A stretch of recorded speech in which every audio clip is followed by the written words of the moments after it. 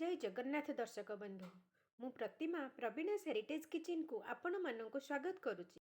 आज मु आपण मानक संगे शेयर करी अति सहजरे तैयारी हो पारुथिबा पेड़ार रेसिपी।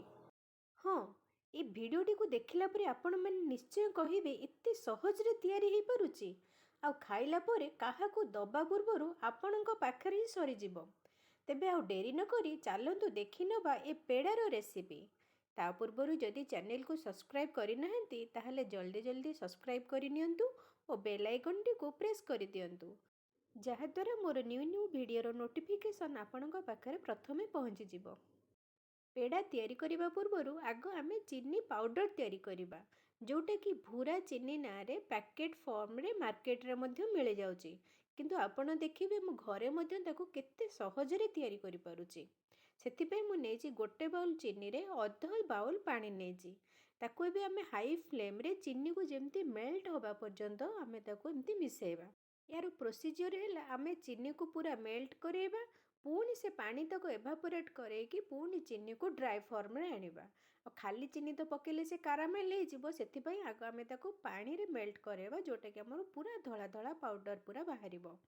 आ ये चीनी पाउडर आमे एथिपई तैयारी करूचे एटा मिंजिबा पई बहुत सहज। भाबुथिबे हाँ आमे चीनी को गुंड करदेबा गुंड करिके तापर पकेबा सेटा मिंजिबा पई टाइम लागिवो, किंतु एमिति भूरा चीनी तैयारी कले आमे याकू स्टोर करिकी रखी परिबा और जेतेबेले हमर इंस्टेंट सरबत एक आमे तैयारी करिबा ता सहित मिसेइकी आमे फटाफट तैयारी करिकी देई परिबा कि कोनोसे मिठारे भी आमे याकू मध्य मिसेई परिबा। सेथिपई ए भूरा चीनी आमे तैयारी करूचे। एठी आमर पानी प्राय एभापोरेट हो आसिलानी आमे केमती जानिबा आमको चीनी सिराटा पूरा थिकनेस लागिबो बहलिया लागिबो आउ पूरा अठालिया धरला भलिया लागिबो। एठी तो गरम अछि मु आपनको देखै पारुनी। बर्तमान आमे गैस फ्लेम को ऑफ करदबा आ हम चट्टू को एमती कंटिन्यूअसली चलेबा। एमिति कंटिन्यूअस चलेबा द्वारा आमर सिराटी जेते ठंडा हबो चीनीटी सेमती बसी बसी बसी बसी धीरे धीरे ठंडा हे पाउडर फॉर्म को कन्वर्ट हो जिवो। आमे एमती कंटिन्यूअस घांटिबा द्वारा आमर चीनी जोटा बिंडा न होइकी पूरा पाउडर फॉर्म रे ही कन्वर्ट हबो। एठी देखंतु चीनीटी लिक्विड फॉर्म रो धीरे धीरे सॉलिड फॉर्म को कन्वर्ट हो आसुची।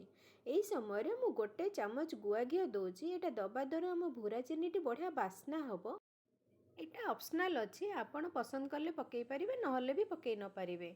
देखंतु एबे चीनी हमर प्राय ड्राई हे आसिलानी बर्तन आमे ताको एमती कंटिन्यूअस घांटिबा द्वारा से धीरे धीरे हमर पूरा पाउडर फॉर्म रे कन्वर्ट हो जिवो। यदि भी किछि हमर चीनी एमती बिंडा हेकी रही जाउची ताको आमे गोटे स्ट्रेनर रे पूरा छाणी दबा देखिबे पूरा चीनी रो पाउडर पूरा बढ़िया भाबे हमर हे जिवो। एठी मु आपनको मध्य छाणीकी भी मध्य देखैबी। एटा हमर प्राय ठंडा हे आसिलानी हाथ को जस्ट टिके नख उषुम थिबो आमे सेही समय रे आको स्ट्रेनर रे नेके एमती छाणी दबा और जहाँ भी पिंडा थिबो ताकू मध्य हाथ रे आमे एमती मसली देले से पूरा पाउडर फॉर्म हे जिवो। बर्तमान आमर देखंतु पूरा चीनी रो पाउडर बढ़िया भाबे तैयारी हो गला जेहेतु आमे गुआ घिओ पकेइथिले तार बास्ना भी मध्य बढ़िया बाहरुची। तापरे आमे जिबा आमर पेड़ा तैयारी पई। पेड़ा पाइका आमर दरकार खुआ आ खुआ पई आमर दरकार क्षीर। मु एठी क्षीर अध लिटर नेची आपण चाहिए आपण लिटर नहीं पारंती 2 लिटर नहीं पारंती।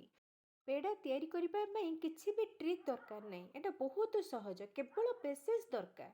आमे ए क्षीर को पूरा बॉयल करी करी पूरा सॉलिड फॉर्म को आनिबा सेथिबे ना ऊपर सर पकेइबा ना तळे कोरुओ बसेबा को दबा।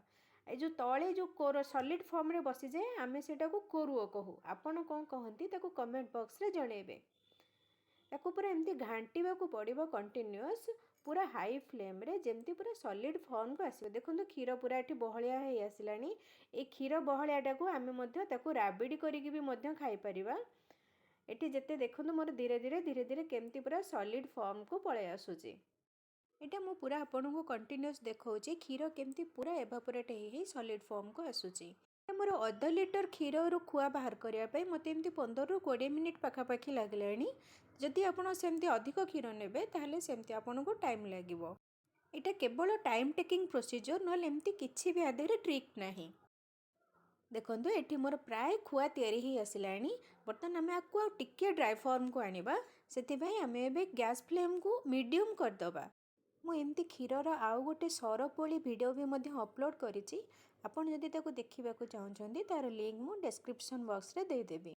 ଏଠି ପ୍ରାୟ ମୋର ଖୁଆ ରେଡ଼ି ହେଇଗଲାଣି। ତଥାପି ୟାର କଲର୍ ଟିକେ ବ୍ରାଉନ୍ ଆଣିବା ପାଇଁ ମୁଁ ତାକୁ ଆଉ ଏମିତି ମିଡ଼ିୟମ୍ ଫ୍ଲେମ୍ରେ ଏମିତି କଣ୍ଟିନ୍ୟୁଅସ୍ ଆଉ ଟିକେ ନାକୁ ଭାଜିବି। ଟିକେ ସମୟ ଭାଜିଲା ପରେ ପୁଣି ଦେଖନ୍ତୁ ଆମର ଖୁଆ ଏବେ ପୁରା ବ୍ରାଉନ୍ କଲର୍କୁ କନଭର୍ଟ ହେଇଗଲାଣି। ବର୍ତ୍ତମାନ ଆମେ ତାକୁ ଗୋଟେ ପ୍ଲେଟ୍କୁ ବାହାର କରି ଆଣିବା। ଆଉ ପ୍ରଥମରୁ ଯେଉଁ ଭୁରା ଚିନି ଆମେ ତିଆରି କରିକି ରଖିଛେ ତାକୁ ମିଶାଇବା ମିଠା ପାଇଁ, ଆଉ ଫ୍ଲେଭର୍ ପାଇଁ ଟିକେ ଗୁଜୁରାତି ପାଉଡ଼ର ମିଶାଇବା। ୟା ଦେହରେ ମୁଁ କିଛି ବି ଘିଅ ଆଡ଼୍ କରିନଥିଲି କାରଣ ମୁଁ ପୁରା ଫୁଲ୍ ଫ୍ୟାଟ୍ ମିଲ୍କ ନେଇଥିଲି। ତେଣୁ ଖୁଆଟି ଯେଉଁ ଆମର ହେଇଛି ବି ପୁରା ଫ୍ୟାଟ୍ ଥାଇକି ହେଇଛି, ସେଥିପାଇଁ ମୋ ହାତ ପୁରା ତେଲ ଲାଗୁଛି। ନିଜର ମିଠା ପସନ୍ଦ ହିସାବରେ ଆପଣ ଚିନି ପାଉଡ଼ରକୁ ମିଶାଇବେ।